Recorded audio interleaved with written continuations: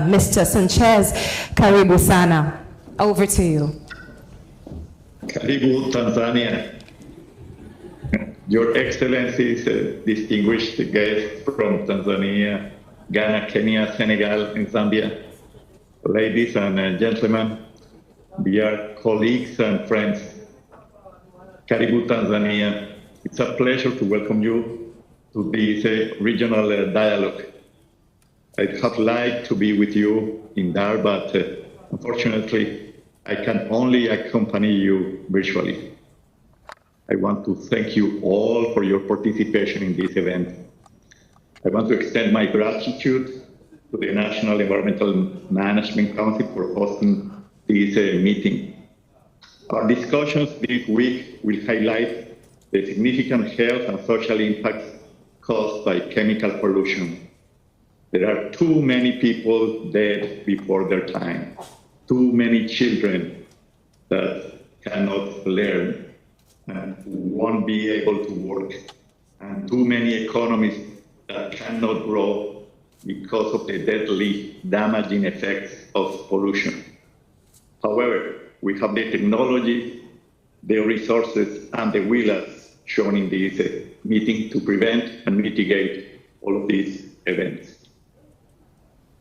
Now, as all of you know, the unchecked use of toxic chemicals is becoming a defining challenge of the 21st century. Pollution is not only one more of the crises riding alongside climate change and biodiversity loss. I'd like to suggest that at least 3 compelling reasons give priority to the topic that we will be discussing this week, environmental health and pollution management. As all of you know, the first reason for this priority is the very high mortality and morbidity caused by pollution.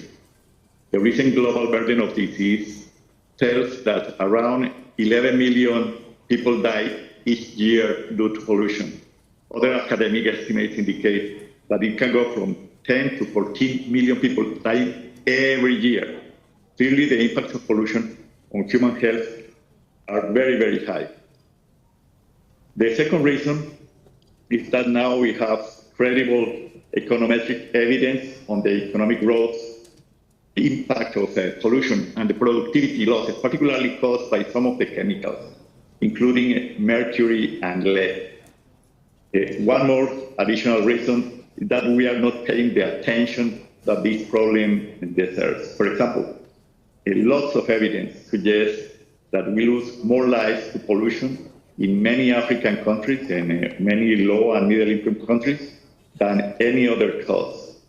We need to align the money, the resources, and the attention with this priority.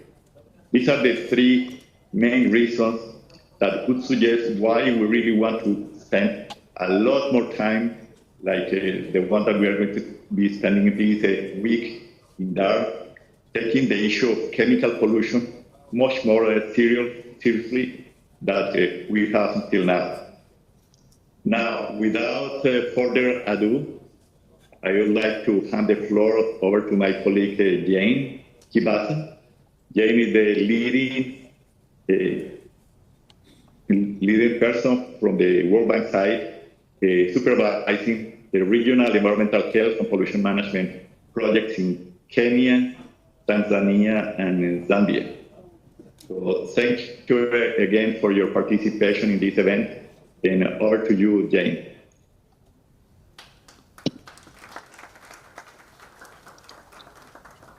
Ladies and gentlemen, Ms. Jane Kibasa, Senior Environmental Specialist at the World Bank, with over 20 years of experience that she's bringing into this presentation. Karibu sana.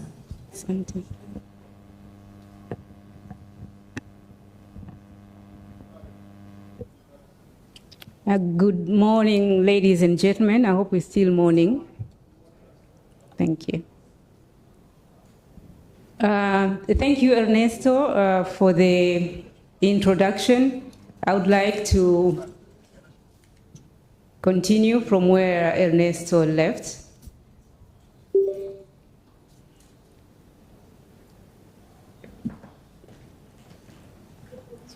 Yes. Okay. Okay. So let us start with the facts. Pollution is one of the leading factors for mortality and morbidity in Africa, and also in low and mid-income countries. In addition to causing these tragedies, pollution from toxic chemical waste hampers the development of the human capital and productivity. Countries need to develop measures to curb this problem. This number is only expected to rise as human capital, you know, the way the countries are growing, that's how the problems also expand. At an estimated rate, growth of 3 to 4% per year, global e-waste would reach nearly 75 million metric tons by 2030.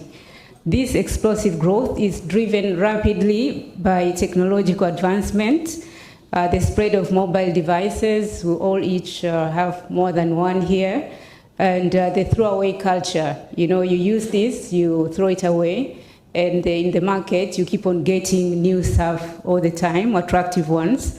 So this is really a problem because the devices are depleted quickly, but they're not repaired. So we all the time want to get new ones. In Africa, millions of people are expected to be exposed to chemical waste from ASGM and e-waste, leading to serious health risks, particularly for children who are often work with their elders in these sectors. Mercury pollution has a significant health effect, including increasing neurological and behavioral disorders, digestive, nervous, and immune system damages, and also kidney failure. So ASGM sector is the main cause of mercury contamination in Africa. Mercury is widely used in gold extraction, but most of it ends up in the environment, polluting water and soil. This poses significant risks to the ecosystem and the public health. In Tanzania alone, it is estimated that thousands of people are directly involved in ASGM. I'm sure we'll get specific figures from our Tanzanian colleague.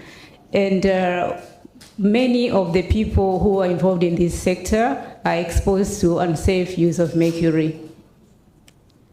So let us consider a few global figures to understand the gravity of the e-waste challenge. Currently, the world generates around 54 million metric tons of e-waste annually.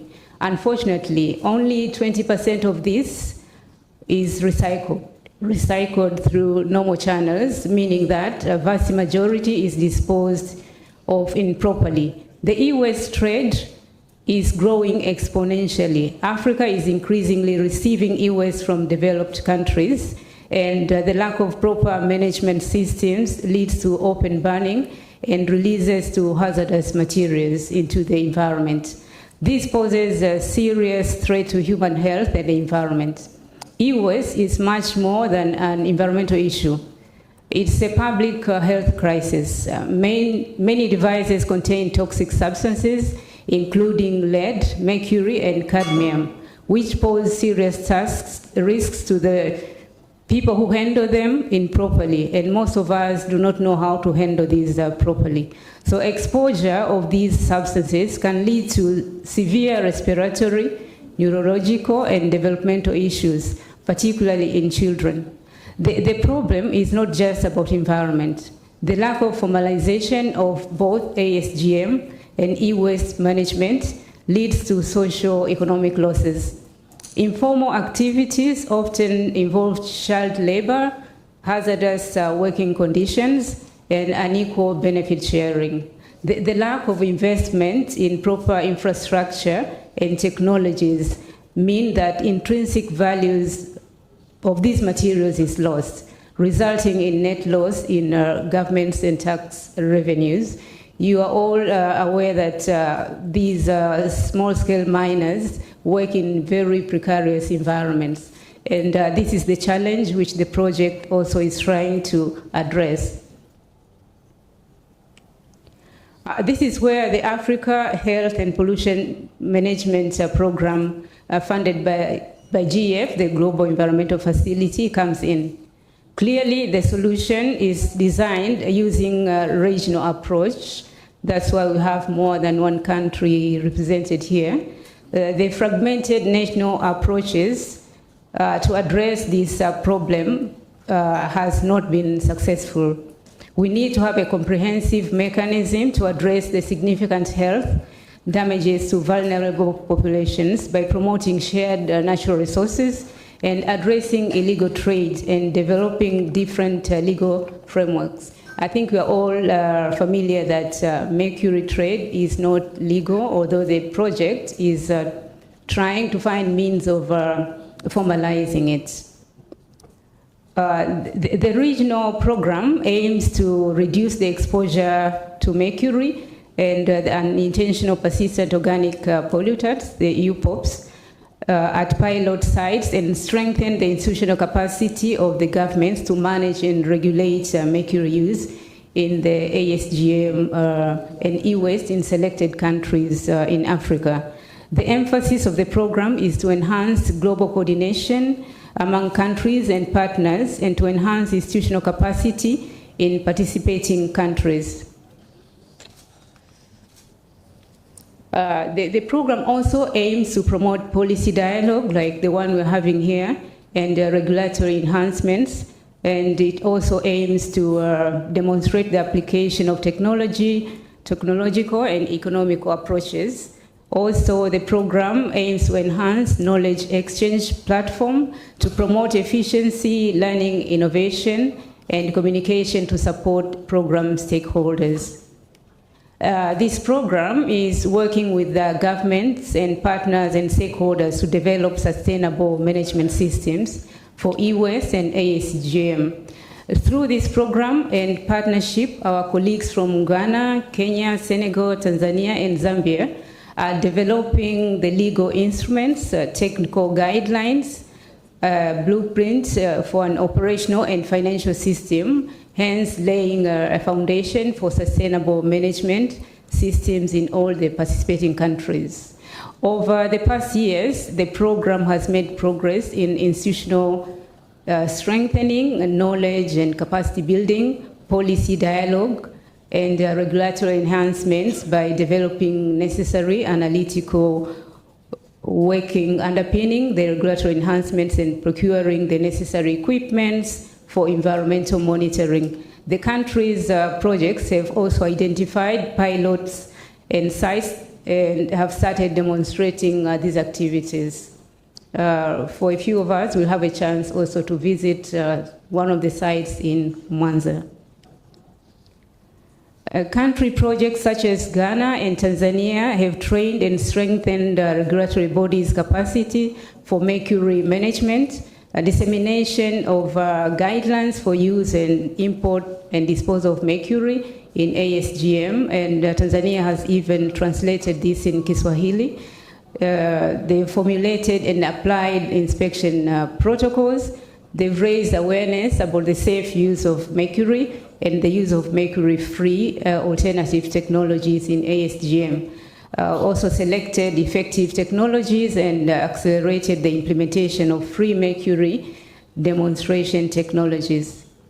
Countries like Ghana, Kenya, Senegal, and Zambia have developed e-waste management regulations targeting chemicals and waste management and established extended producer responsibility systems. These are designed and implemented also, they have designed and implemented communication strategies for e-waste management, disseminated knowledge, and also they've selected technologies for the sound management of e-waste. At the regional level, countries regularly engage in policy dialogue and knowledge exchange on mercury use in ASGM and EHPOPs in electronic and electric waste.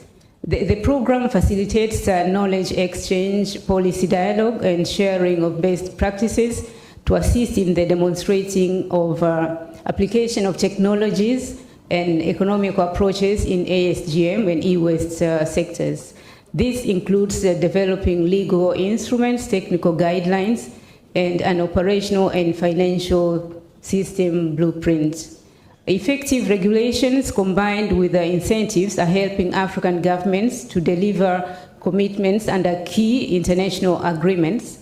Countries are at various stages of implementing relevant policies and environmental legislation to support the implementation of their commitments and international conventions, particularly the Minamata and Stockholm conventions. Technical assistance and the region investments which the regions have developed in partnership can help build capacity for mercury and e-waste management in the region and improve and facilitate access to cleaner technologies. As we look ahead, let us consider our goals for this regional meeting. Over the next few days, we will have an opportunity to collaborate, to share insights, to develop a roadmap for phasing out mercury, and for also strengthening e-waste management. Our collective objectives should be to leave this conference with a tangible action plan to scale up the intervention on environmental technologies for ASGM and to tackle waste challenges in specific and measurable ways. We should aim to continue consolidating a network of partnership, laying the groundwork for countries in the program to become leaders in pollution management and sustainable ASGM and e-waste solutions. By focusing on shared goals and fostering collaborations, we can create a future where e-waste management and we can also create a future for contributing to healthier communities and economic growth, and also we can better protect our environment. In closing, I would like to thank each one of you for your dedication, especially the countries which are implementing this project in addressing mercury use and e-waste. It's not only about solving environmental issues, it's about building a better sustainable future and a healthier planet. I encourage then all of us to take most of the time and forge connections. Let us have a meeting which will leave us more strengthened, more committed, and more ready to act. Together, we can consolidate a model for phasing out mercury and scale up e-waste management to the best of our countries, to the best of our sisters and brothers and our children in this country. Thank you.